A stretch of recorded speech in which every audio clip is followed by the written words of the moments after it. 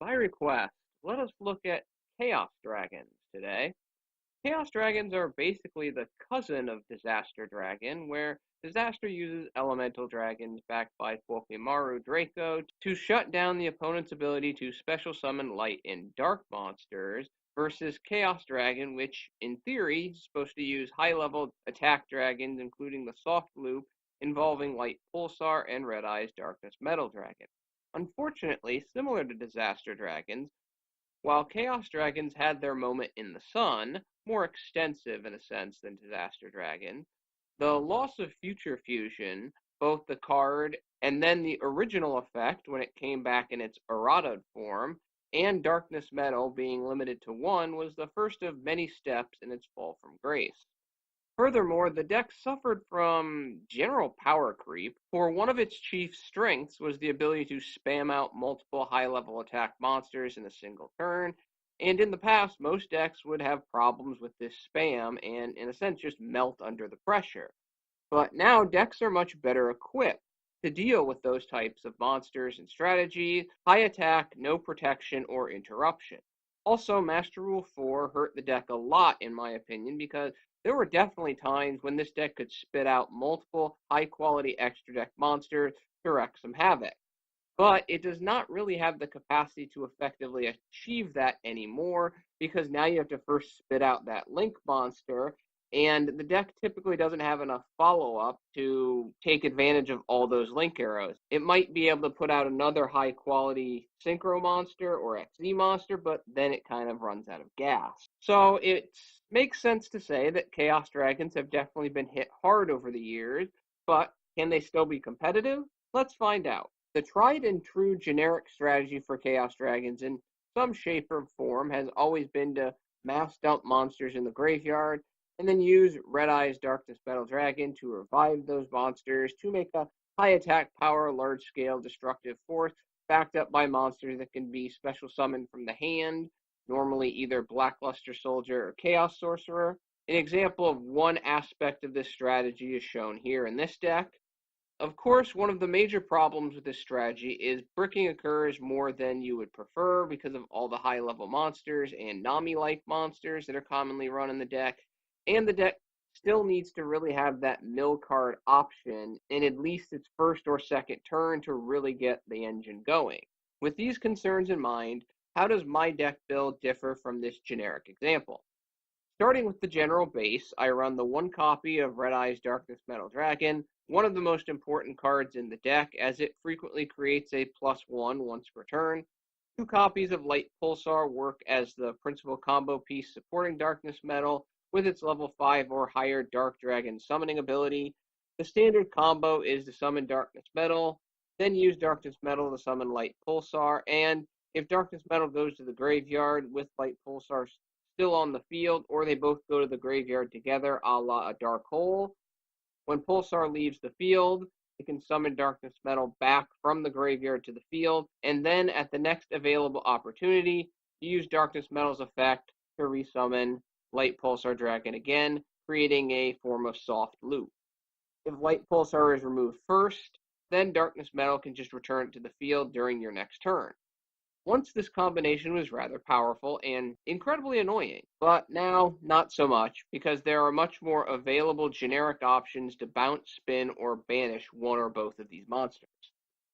I run two copies of Blackluster Envoy at the beginning as another important card in the deck due to its double attacking and banish abilities.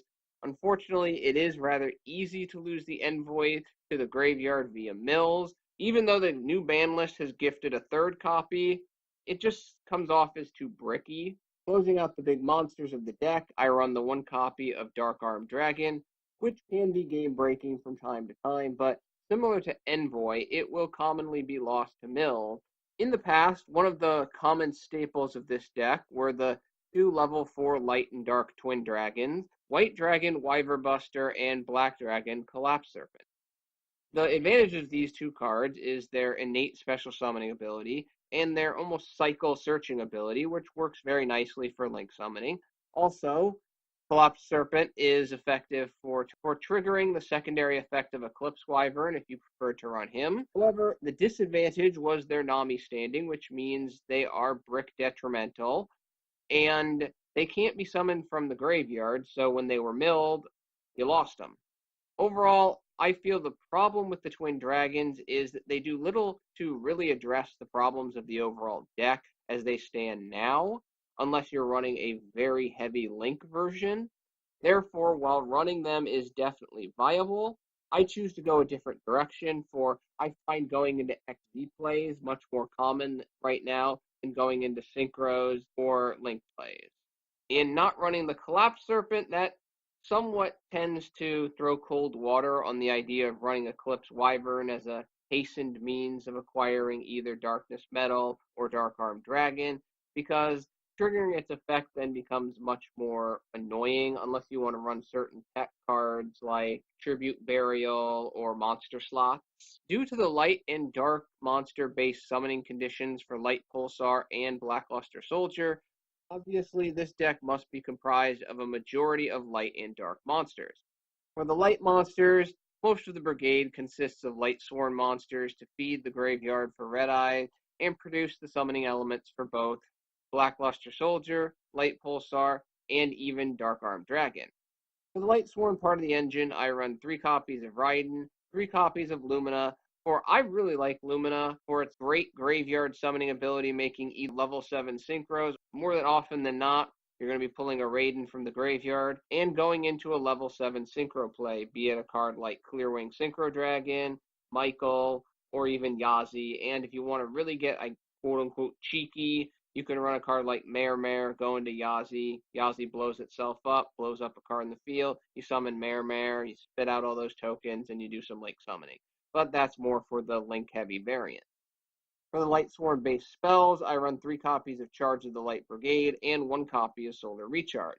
One certainly can run 2 copies of Solar Recharge, for you do have 6 Lightsworn, but overall that's not worked out great for me. There's too many times in testing I've just had a Solar Recharge sitting in my hand with 1 Lightsworn left in my deck.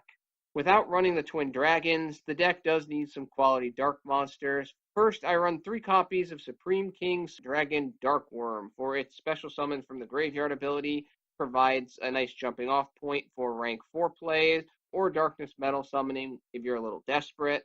Due to the hard once per turn condition of its graveyard effect, some may wonder about running 3 copies, but 3 copies works for me in order to maximize the probability that one actually exists in the graveyard so that I can utilize its effect at all. Also, I run 3 copies of one of my most reliable dark monster tech staples in Juragedo. Juragedo does its standard things in this deck. It plays defense during the opponent's turn, blocking typically 2,000 to 4,000 damage, including giving me that 1,000 life point gain, rank 4 playmaking, acts as synchro material, and boosts attacks for those final pushes. In addition to just being a standard good banish target for the graveyard for Lightpulsar, because unlike Darkwurm, it doesn't really have a graveyard effect, so you don't mind getting rid of it. Of course, there is a significant mill component to this deck, so an obvious card choice is Snow. I only run 1 copy of Snow because unlike some decks, cough 60 card version decks cough, there is not a large level of liberty to what you can banish to activate Snow's graveyard effect. As you can see from the deck build, there are a number of cards that like to stay in the graveyard to activate certain effects, so multiple copies can produce some dead weight. However, 2 copies of Darkwurm and 2 copies of Snow could work as well on the same principle that I give for running 3 copies of Darkwurm. If you feel like you want to see Snow a little faster, you might value it more than Darkwurm.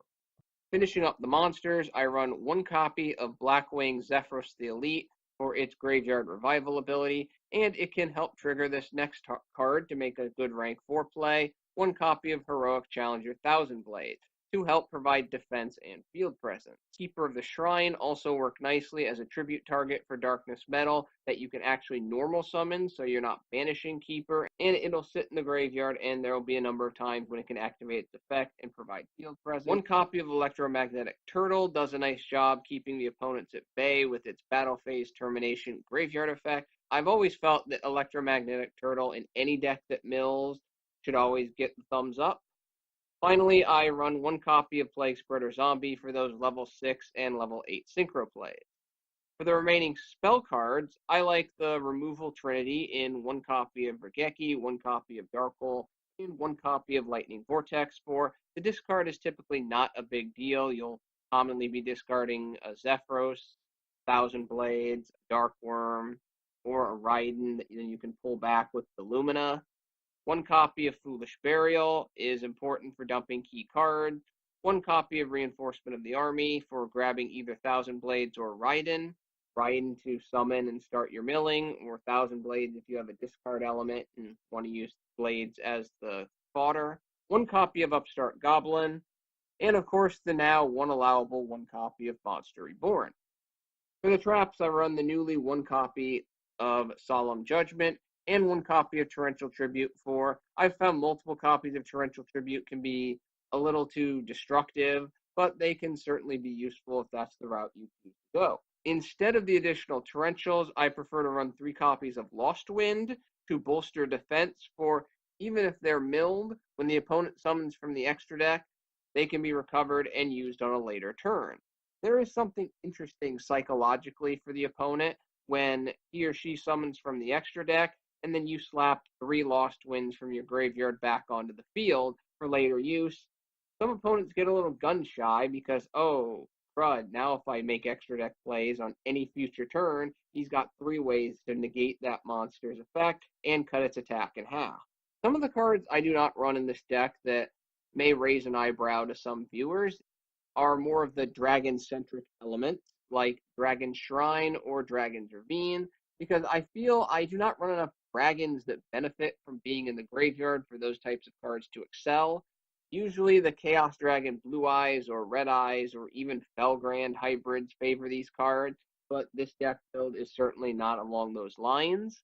If there were more quality low-level or versatile high-level dragons, then running these cards would certainly be more useful in this type of deck, but in my testing it just didn't work out that way.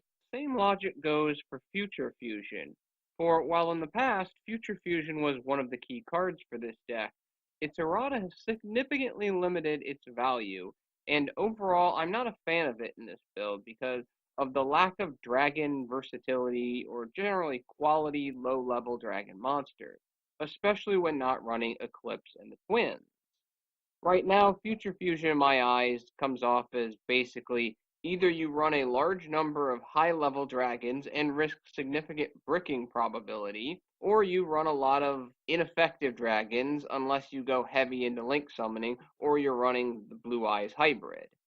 Another card I do not run, but is definitely a possibility for this deck, is Skill Drain.